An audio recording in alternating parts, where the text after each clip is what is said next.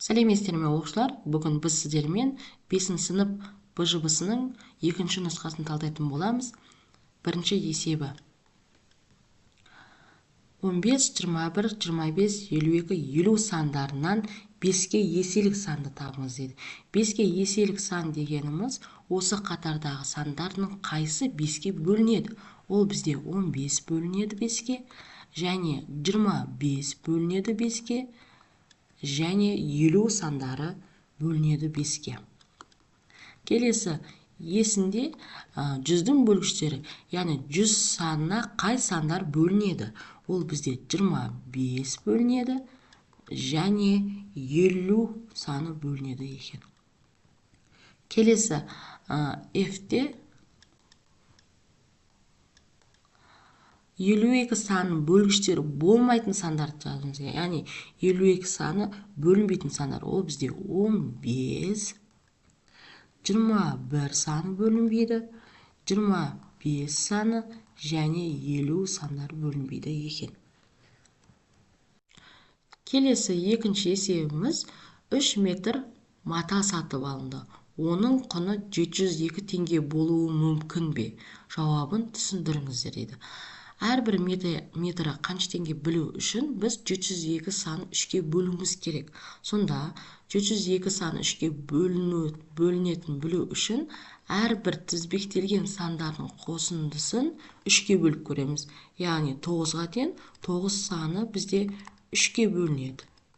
Сонда 902 теңге болуы мүмкін екен.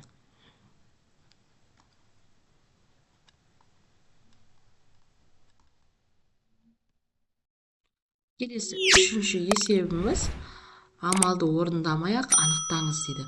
130 қосылған 65 қосындысы 13-ке бөліне ма дейді. Қосылғыштардың әрбірін 13 санына бөліп көреміз.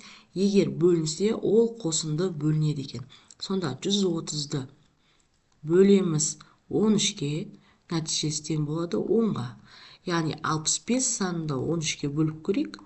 Оның нәтижесі тең болады бізде 5-ке. Сонда бұл қосылғыштар 13 санына бөлінеді екен.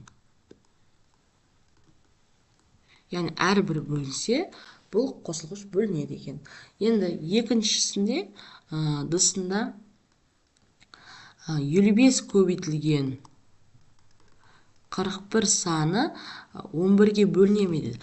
Яғни көбейтіндінің біреуі ғана бөліндіге бөлінсе, онда ол көбейтінді бөлінеді екен. Бізде 55 саны бөлінеді 11-ге, сонда 5 жақ, бұл көбейтінді сонда 11 санына бөлінеді екен. Келесі төртінші есебіміз сандардың ең үлкен ортақ бөлгішін және ең кіші ортақ еселігін табыңыздар дейді. 20 санын жіктеп жазайық. 20 саны бізде 2-ке бөлінеді 10, 10-ды 2-ке бөлсек 5, 5-ті 5-ке бөлсек 1-ге тең болады. Енді 120 санын жіктеп алайық. Ол 2-ке бөлінеді 60, 60-ты 2-ке бөлсең 30, 30-ды 2-ке бөлсең 15, 15-ті 3-ке бөлсең 5, 5-ті 5-ке бөлсең 1-ге тең екен. Енді оқушылар ең үлкен ортақ бөлгіш 20 және 120 санына екеуінде де бар сандардың дәрежесін ең кішісін аламыз. Сонда 2-нің екінші дәрежесі және екеуінде де бар сан бізде 5-ке тең. Тең 4-4-ті 5-ке көбейтсек 20-ға тең болады екен. Енді ең кіші ортақ еселігі 20 және 120 санына ол тең болады бізде. 2-нің ең үлкен дәрежесі 2-нің үшінші дәрежесі көбейтілген 5 көбейтілген 3. Сонда 8, 8-ді 5-ке көбейтетін болсақ, жоқ 8 40, оны көбейтсек 120-ға тең болады екен. Келесі 84, 24, 36 сандарын жіктейік. 88 жіктейміз бірінші. 2-ке бөлінеді 44, 2-ке бөлінеді 22, 22-ке бөлінеді 11, 11-ді 11-ге бөлетін болсақ 1-ге тең екен. Келесі 24 санын жіктеп жазайық. ол бізде 2-ке бөлінеді. 12 2-ке бөлінеді. 6 2-ке бөлсек 3, 3-ті 3-ке бөлетін болсақ 1-ге тең болады екен.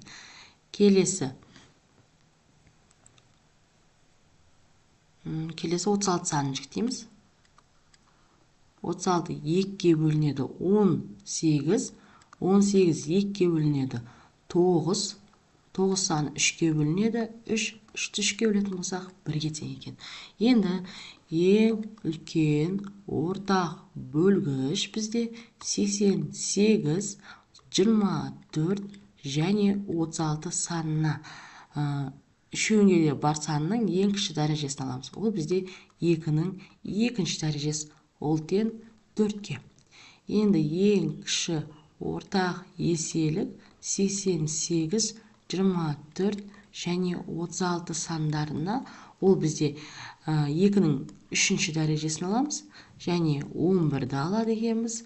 3-тің екінші дәрежесін аламыз. Сонда нәтижесі бізде 8 болса 9 болады. 792-ке тең болады екен. Сонымен есебіміз аяқталады.